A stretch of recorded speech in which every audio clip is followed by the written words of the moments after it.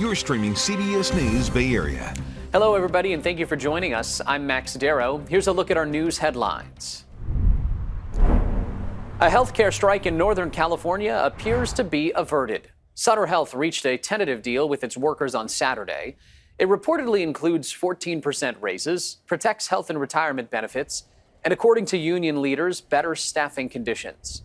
Sutter Health says the agreement, quote, recognizes and rewards employees while supporting our ability to deliver safe, high-quality care. About 4,400 workers will vote to finalize the agreement later this month. One of the victims in Monday's helicopter crash in Sacramento has died. She's been identified as Susie Smith, a nurse who was on board the medical chopper that went down on Highway 50. She spent nearly 20 years with Reach Air Medical Services and nearly 50 in healthcare. The pilot and paramedic who were also on board are still in the hospital. The 49ers are in Tampa today to take on the Buccaneers. You can catch all the action on KPIX. The two teams are leading their divisions with records of 4-1, respectively. The Niners plan to start Mac Jones at quarterback. Brock Purdy remains sidelined with a toe injury. San Francisco is 3-0 with Mac Jones under center. But today they will have their work cut out for them against Tampa's star quarterback, Baker Mayfield. Plenty of fun events happening on this Sunday here across the Bay Area. Let's get a check of our weather with First Alert meteorologist Zoe Mintz. Happy Sunday. I hope everybody can get out and about today, enjoy some sunshine before a very large storm system heads our way. This big swirling mass of cloud coverage that I'm currently standing on is going to continue to dig farther south across the entirety of the West Coast over the next 24 to 48 hours. This rain and cloud coverage will impact us overnight tonight, but the heaviest of the rain isn't going to arrive until tomorrow afternoon, and it's going to be some heavy downpours. Those heavy downpours will move over the Central Valley and then over the Sierra by the time that we step out into mid next week. But overall, how much rain can we expect? Anywhere from 1/2 inch to 1.5 inches. Widespread heavy downpours are likely, and that rain and snow is going to continue to traverse east, and we're going to be seeing anywhere from 8 to 12 inches of snow across the Sierra, which is why we do currently have winter storm warnings and winter weather alerts in effect, because any driving in this area over the Sierra Tuesday and Wednesday, it's going to be dangerous out there. So make sure you don't plan on traveling over the highest elevations of the Sierra as that snowstorm moves through. Early tomorrow morning, we'll be seeing a few isolated sprinkles. It's not until the late morning hours that the heaviest rain will be moving onshore. It'll be moving over our coastal communities first between about 10 and 11, and then continuing to move inland throughout the early afternoon, and then continuing into the later afternoon. And you'll notice these pockets of darker and deeper red and orange. Those signify the heavier downpours and the potential for a few thunderstorms tomorrow afternoon and evening. You'll notice, though, by the later parts of the day, there is going to be a little wedge of dry air nosing its way in across our North Bay communities. It will continue to push south across the Bay Area, and that dry air will continue to allow us to dry out overnight as the heaviest rain pushes into the Central Valley and the snow moves over the Sierra overnight Monday and into early Tuesday. There is going to be the potential for a few more additional isolated sprinkles, but the best chance is going to be over our South Bay, Santa Cruz Mountains, Monterey, Santa Cruz. This will be your best potential of actually picking up additional moisture early Tuesday before everybody begins to clear out on Wednesday. Those temperatures on Monday afternoon are going to be cold, though. Those highs are going to be in the low 60s all across the Bay Area, from Monterey to our North Bay communities. In fact, the North Bay, you'll be seeing those highs in the upper 50s tomorrow afternoon. It is going to be so chilly out there, just 15 degrees cooler by as soon as tomorrow afternoon. You might also notice it's a first alert weather day because a lot of rain on relatively dry soil means flash flooding is going to be a big concern, especially those of us who live in low-lying areas with poor drainage. Be concerned about that tomorrow. Always remember, turn around, don't drown.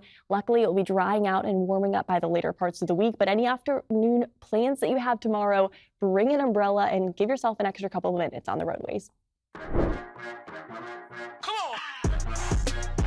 Fleet Week may look a little bit different this year with the ongoing government shutdown, but the Bay Area still is celebrating fully. Instead of the U.S. Navy ships and the iconic Blue Angels, international talent put on quite a show. The Colombian Navy flagship ARC Gloria sailed into the bay this week. This particular ship serves as a floating symbol of friendship and goodwill from the people of Colombia. Free tours of the ship are available. While U.S. government vessels will not be welcoming guests this year, A huge ship from the Royal Canadian Navy arrives at Pier 19 for tours starting today. Fleet Week was originally envisioned as a tribute to the Bay Area's glory days as a naval hub. But these days, there is a major lack of ship production in the United States. Vallejo's Mare Island has a long history of shipbuilding, and a bipartisan effort could help bring that back. As the sun rises above the Carquinez Strait, Search and rescue left. Jenny Scott is deep in a simulation of a search and rescue pattern within the waterway outside. And this is one of the tools that we use to help us with navigating the ship safely. Just one of the many components of her coursework as a student at the Cal Maritime Academy in Vallejo. She's a marine transportation senior cadet looking to make a career in the maritime industry. After Cal Maritime, I'm hoping to work on the bridge of cruise ships, but definitely deep sea. I could see myself even working deep sea, transporting cargo. Scott plans to join a field that has shrunk significantly over the last few decades. But a bipartisan bill called the Ships for America Act aims to change that. Congressman John Garamendi is a co-sponsor. It's really about rebuilding the American maritime industry. We've simply abandoned our ships. We've abandoned our ports, and we are getting crushed by China. According to the bill's authors, there are fewer than 200 U.S.-flagged ocean-going vessels. Only around 80 of them engage in international commerce. China has 5,500 that we know of. When it comes to shipbuilding, there are 20 shipbuilders in the United States that are capable of building ocean-going vessels. At the end of World War II, there were 80. We can't wait. We're seeing a continued decline in the American maritime industry. This has been a rapid decline over the last 30 years, and that decline has accelerated. Garamendi says the SHIPS Act would reverse that decline by reviving domestic shipbuilding and expanding efforts to recruit, train, and retain skilled mariners and shipyard workers. A key component, the SHIPS Act would establish the Maritime Security Trust. Every container that arrives in a California or an American port is taxed. That tax revenue will now be used exclusively for rebuilding our American maritime industry, for the employment, for the education of the workers, for the improvement of the ports themselves. His district has a rich shipbuilding and maritime history. Mare Island is the oldest naval port on the Pacific. It goes back more than 150 years. Which brings us back to Scott and the academy that's called Vallejo home since 1943. A lot of people don't realize the multitude of opportunities and jobs that there are within the maritime industry. She is eager to begin her career on the water, helping safely transport a particular kind of cargo. Because a cruise ship, the cargo, to put it in broad terms, is the passengers versus... And perhaps on a voyage in the not-so-distant future, it'll be more likely she'll come across more U.S.-flagged ships, thanks to a bipartisan effort in 2025. President Trump agreed recently to a deal with Finland for 11 new icebreaker ships. 4 of those would be built in Finland, but the other 7 are slated to be built here in the United States with the help of Finnish experts. Still ahead on CBS News Bay Area on this Sunday. The crowds are coming to town. Tens of thousands of visitors expected in San Francisco this week for Dreamforce. And that means it is time to clean up. We'll meet the team in pink, putting on the polish. It would be a lie to say that it's always clean, but that's what we're here for. We're here trying to get it clean. Plus, it is a place for homeless people to find refuge. But there are some tough new rules. We'll take you inside a Bay Area city's first drug-free shelter. Now I look at the streets as motivation. I say, hey, look, this is something I'm not going to go back to. Happy Sunday. I hope you make today a Sunday fun day because there are big changes on the way. By as soon as tomorrow, widespread heavy downpours are going to be moving across the entirety of the Bay Area, potentially dropping upwards of an inch of rain, which is why we have a first alert weather day in effect, as flash flooding, especially in low-lying and poor drainage areas, is going to be an issue. Those temperatures, even inland areas, are going to be in the low 60s Monday and into Tuesday before gradually warming back up by the later parts of the week as drier air begins to take hold. So overall, grab an umbrella for for any Monday afternoon plans and give yourself an extra few minutes on the roadways. You know, you always clean up a little bit more when you've got company coming over. That's why Crews in Pink have been busy at work in San Francisco with lots of visitors here for Fleet Week and for Dreamforce next week. But as Suji Nam shows us, this could become the new norm.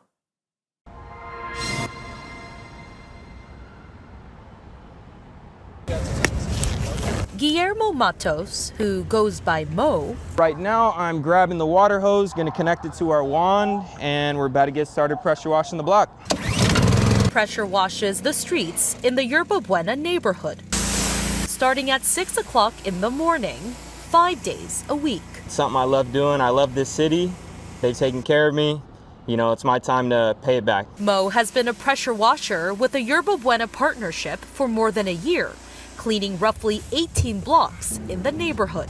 And now, his hands and arms will get busier. Let's rock and roll, guys. The San Francisco Downtown Development Corporation, that helps fund the Clean and Safe team, announced they will be expanding their twice-a-month cleanups along the Moscone Convention corridor to now every day of the week. I come out here, I clean, and business owners, they'll stop and let me know that I did a good job and they appreciate it. It helps bring in customers. And city leaders say they're seeing an uptick this year. Nearly 60% more scheduled events at the Moscone corridor this year compared to last year. Shola Olatoye, the head of the SF Downtown Development Corporation, is excited to be a part of beautifying the city, and not just for convention season. So important that visitors to our cities, people who work and live in downtown, really feel that it is a place for everyone. The additional cleanup, Olatoye says, has far-reaching impacts. Crime is down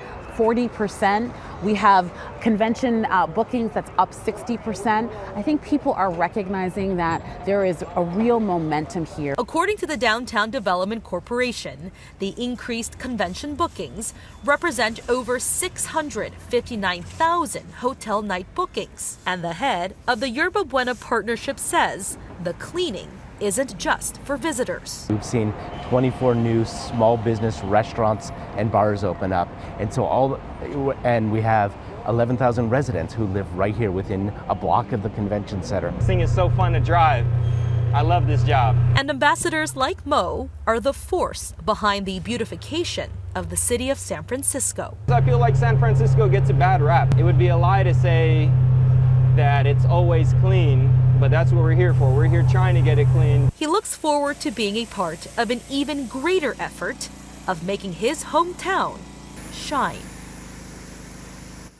The Moscone corridor sees millions of visitors every single year. San Francisco has been getting tougher on drug use on its streets, and now it's trying to take a similar approach at its shelters. We're getting an inside look at a new homeless shelter in Soma. It's called Hope House, and what sets it apart from other places is that there is a zero-tolerance policy for drugs and alcohol. The shelter is located on 6th Street, in that corridor right by Tehama. Kenny Choi introduces us to one resident who hopes this is the first step in his recovery journey.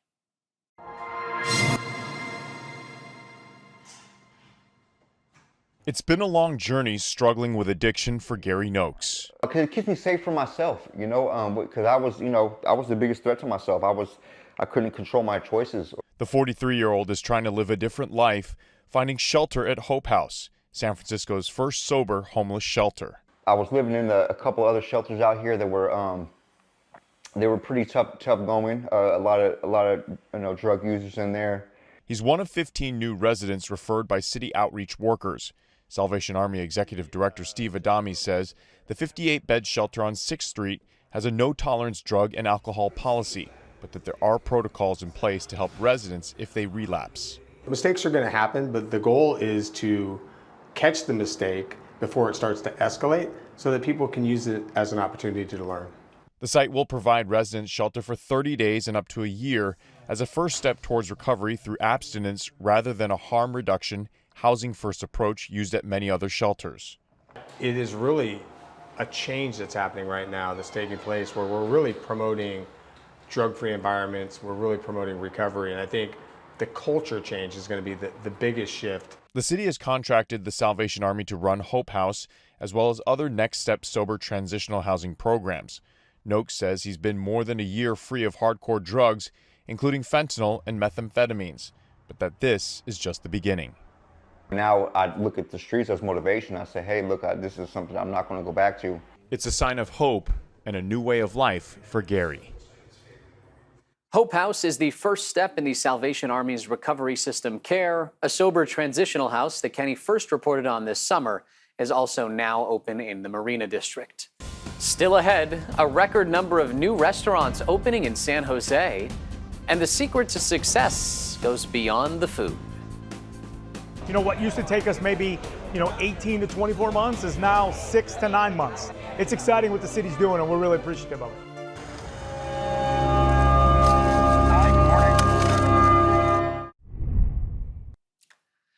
The city of San Jose is enjoying a restaurant boom. More than 860 new restaurants have opened in the city in just the past 2 years. The city just shattered a record for restaurant sales tax receipts in 2025, signaling a big comeback for the local dining scene. So, as Len Ramirez found out, a new restaurant opening in South San Jose is at the center of that success story. Not just our city, but the world. So thank you for that. At this brand new chicken franchise, it's not just the tenders that are hot. The restaurant is part of a local food scene that is sizzling. It's hot chicken! Meet Sam Wong, a San Jose native, Gunderson High School grad, and now co-owner of this new Dave's Hot Chicken franchise on Cottle Road, not far from his old neighborhood in South San Jose. His path to restaurant ownership began with his first fast food job. I started working for Jack in the Box many years ago when I was 16 in high school, because my parents said, you're 16, go get a job. By 18, he was the store's general manager. Now Wong, who was born in Indonesia, is part owner of 17 Dave's Hot Chicken franchises and more than 100 Carl's Jr.'s. If anybody like me, an immigrant that came here with nothing, can do this, anybody could do it. The restaurant is one of a record 865 to open in town over the last 2 years, and sales tax receipts for food businesses just hit an all-time high for San Jose, 21% above the 2019 pre-COVID level. The city has also started 2 new business improvement districts and streamlined permitting processes at City Hall. Sam's business partner says the changes are huge. You know, what used to take us maybe, 18 to 24 months is now 6 to 9 months. And that's a critical piece. I mean, not only does it unlock jobs faster, but it unlocks capital. It helps us grow faster. And you don't have downtime paying, dead rent. So it's exciting what the city's doing, and we're really appreciative of it. But city leaders say it's not just about the policies, it's about the people. Our people have this spirit that is unbreakable, whether you are an entrepreneur or you're working in the community. Our people are what make us great, what make us diverse, and that is what is keeping our community alive and thriving. And customers are taking notice, even driving in from out of town. I come from Gilroy, so this is the closest one, so I don't have to drive as far anymore. It's our chicken that we built. And for locals who made good like Sam, it's more than just a meal. It's what happens when you're in the right spot to dream big. In San Jose, more than 60% of businesses are ethnic or minority owned, and most are small, with 10 or fewer employees. Still ahead in our next half hour on CBS News Bay Area, it is the biggest issue on the November ballot. The new numbers for and against Prop 50 when we come back. Plus, it has been 8 years since one of the most destructive wildfires in Bay Area history. We'll take you to one of the hardest hit areas to check in on the road to rebuilding. I love to see the area repopulated in a very responsible way. It's a good neighborhood, it really is.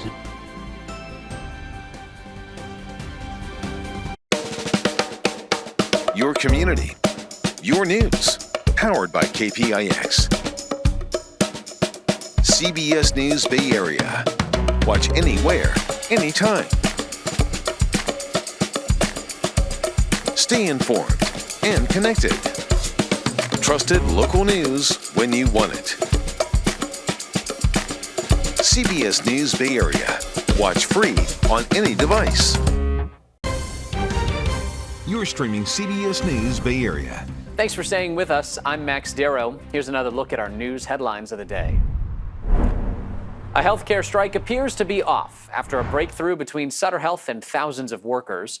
A tentative deal reportedly provides 14% raises, protects health and retirement benefits, and addresses staffing shortages. About 4,400 employees will vote to finalize the agreement later this month. One of the victims from Monday's helicopter crash in Sacramento has died. Nurse Susie Smith spent nearly 50 years in the healthcare field, including 2 decades with Reach Air Medical. The pilot and paramedic who were also on board that chopper that crashed on Highway 50 remain hospitalized. The Niners face the Buccaneers in Tampa this afternoon, both teams holding records of 4-1 at the tops of their divisions. Mac Jones will start at quarterback in place of the injured Brock Purdy. The Niners are unbeaten with Jones under center so far, but they'll have to outplay Baker Mayfield and the Bucs. You can catch all the action on KPIX. The ballots are being mailed out and early voting is underway for California's special election on Prop 50. The measure is designed to redraw district lines in favor of Democrats. The new poll from research firm Coefficient shows most Californians support Prop 50. 54% of likely voters say they're in favor of it. 36% say they're against it. 10% are still unsure. As a part of our series on Prop 50, Lauren Toms looks at what's at stake on all sides of this issue. We're just calling viewing households today to remind them about the special election that's happening. Elementary school teacher Regina Chagoya is spending her evenings campaigning in favor of Prop 50. It's a measure that she says could restore public resources her students rely on, with the goal of restoring democratic power in Washington. You know, I teach my students how to be fair, right? How to vote for decisions, play in recess with rules, and how they just can't change the rules in the middle of the game. And I'm seeing politicians doing that. They're just changing the rules in the middle of this work, and it's trickling down and impacting our students' families. The ballot measure would temporarily scrap California's Independent Redistricting Commission, the citizen panel created to take the politics out of map drawing and give that control back to state lawmakers for the next 3 elections. The goal: to lock in new boundaries that could add up to 5 more Democratic seats in the House, on top of California's current 43 Democratic seats. It's in direct response to Republican-led redistricting efforts that began in Texas. So there's a huge amount at stake here with galactic egos, a ton of money, and a universe of voters that is kind of stuck in the middle, just starting to pay attention. Sonoma State political expert David McEwen says midterm elections historically result in big losses for the party in power. In this case, the Republican Party, which controls all 3 branches of government. Redistricting is a way to minimize those losses for Republicans. California may offset Texas, but other states like Indiana, Ohio, even Michigan, even Wisconsin, and certainly states like Missouri and Florida provide a place where Republicans can run up the score a little bit. But critics, including Republican leaders like Corinne Rankin, say the measure is a power grab, putting partisan politics back in charge of district drawing. What this does is it completely takes away the voices of community members, and it allows politicians in Sacramento to decide who's going to represent communities. For Regina, it's about impact, the federal funding that fuels her classrooms, and the fairness she teaches each day. Here we are doing our personal best to make sure all students are learning, all families are getting their services, when politicians are out there cutting it. Yeah, my vote does have an impact, and my colleagues know that as well, so we're really glad to be working on this. It is important to note that several other Republican and Democratic states are considering redrawing their district lines before next year's midterms. Lauren will be following every development on Prop 50 leading up to the special election on November 4th. The expansion of Highway 37 in the North Bay is now on the fast track. We're talking specifically about this stretch between Novato and Vallejo's Mare Island. That area is known for a lot of gridlock, even during non-peak commuting hours. Caltrans plans to address the issue by adding a carpool lane on both sides. But under the current laws, crews can only work 3 months out of the year because of the potential impacts on 4 local animal species. Now, Governor Newsom has signed a bill that waives some of those rules to help speed things up. Today, we are taking a look inside the struggle to rebuild neighborhoods leveled by one of the most destructive wildfires in Bay Area history. 8 years ago, the Tubbs Fire ignited near Calistoga and destroyed thousands of homes across Napa, Sonoma, and Lake counties. Over the next few weeks, it killed 22 people and destroyed more than 5,600 homes and other buildings as well. It burned an area bigger than San Francisco. Parts of Santa Rosa look completely different today. Our Kenny Choi went back to the Coffee Park neighborhood and talked to people who live there who recall the horror when the flames broke out.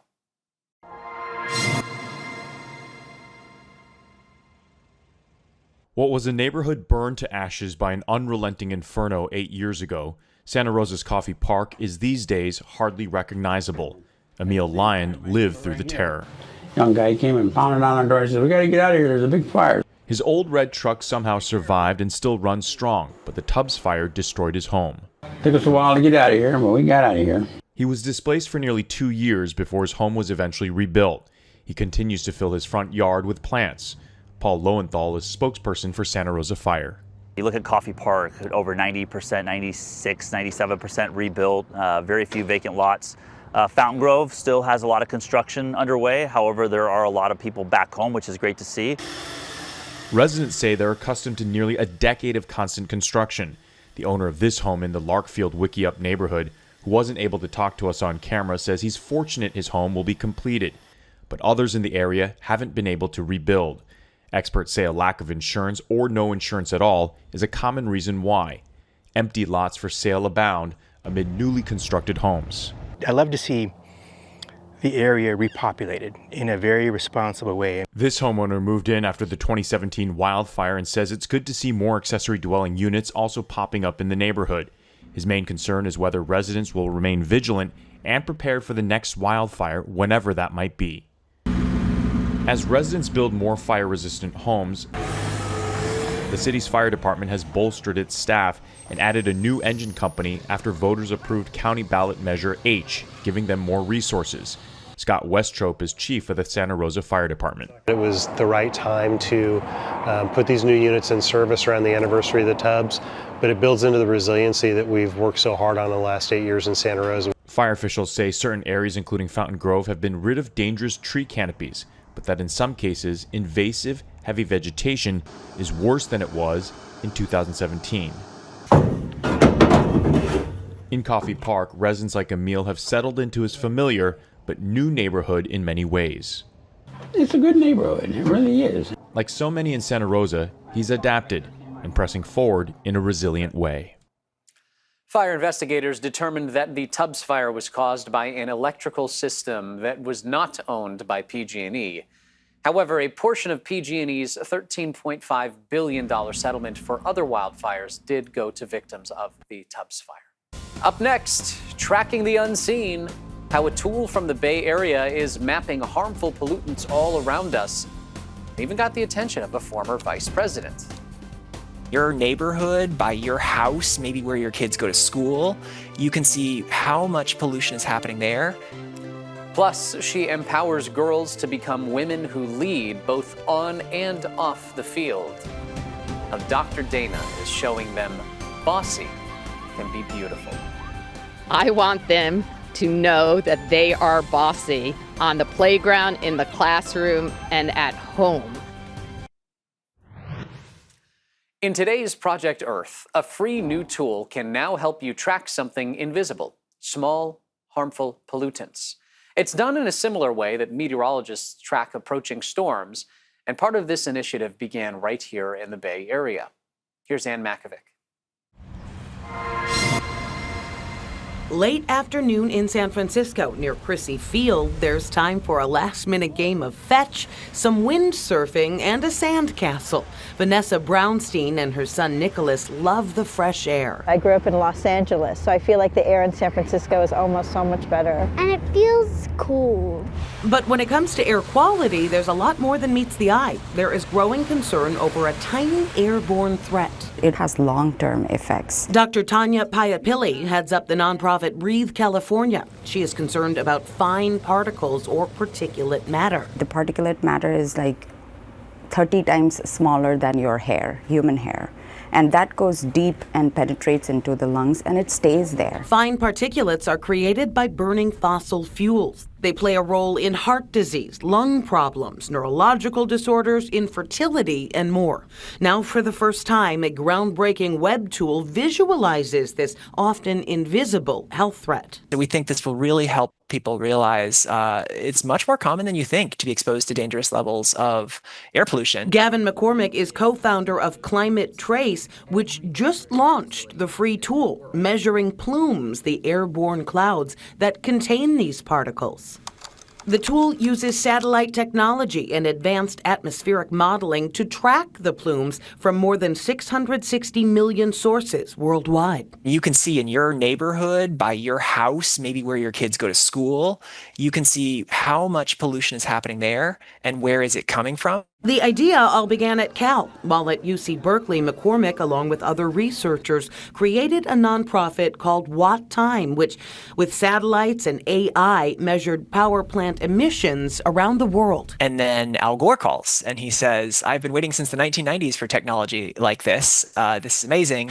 That led to Climate Trace, a coalition of 150 different nonprofits and universities. The group monitors and publishes greenhouse gas emissions, and now plumes of particulates. If your child has asthma or a member of your family has difficulty breathing for other reasons, you can see exactly where it's coming from. Here's a day's worth of plumes in the Bay Area, their paths directed by wind and weather, the health impacts yet unknown.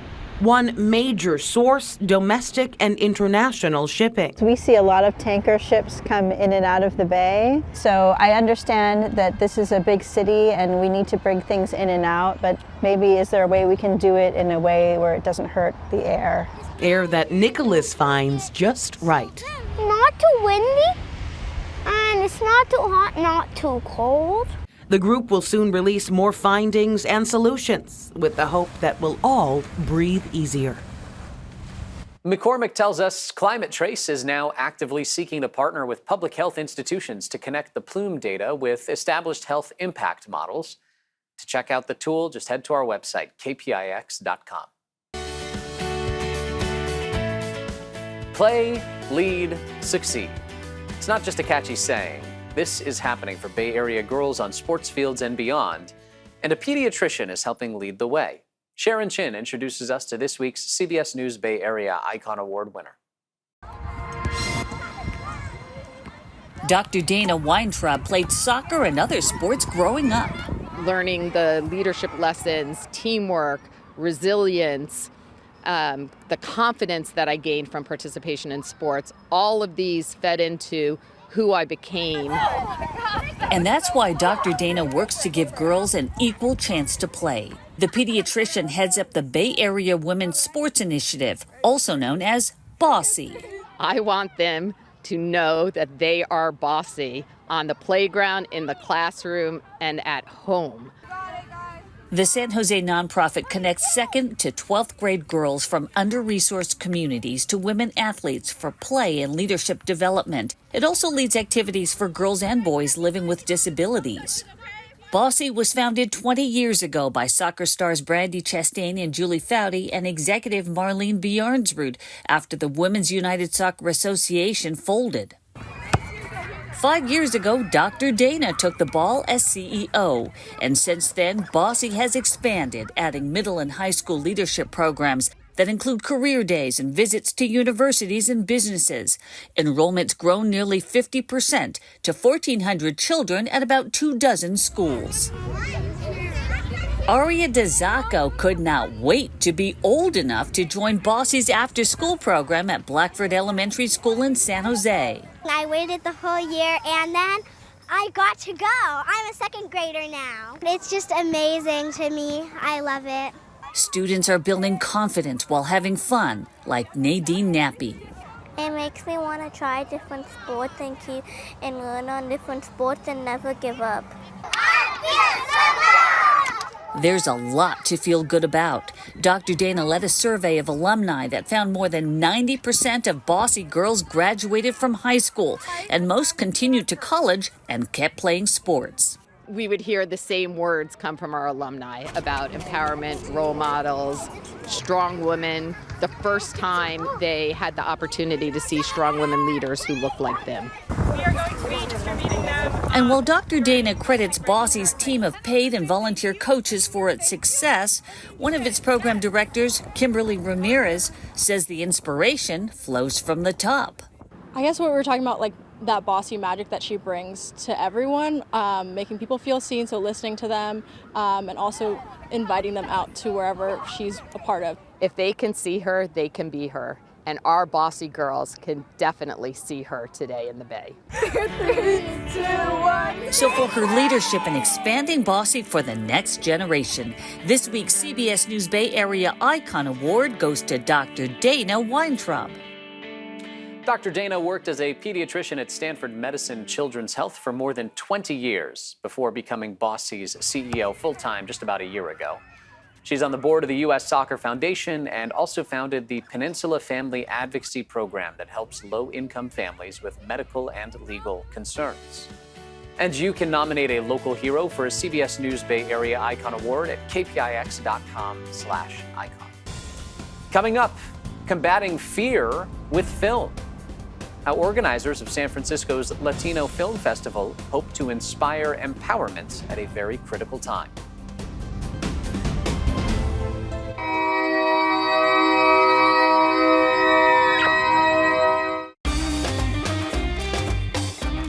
As we celebrate Hispanic Heritage Month, Latino pride will shine bright on the big screen in just a few weeks.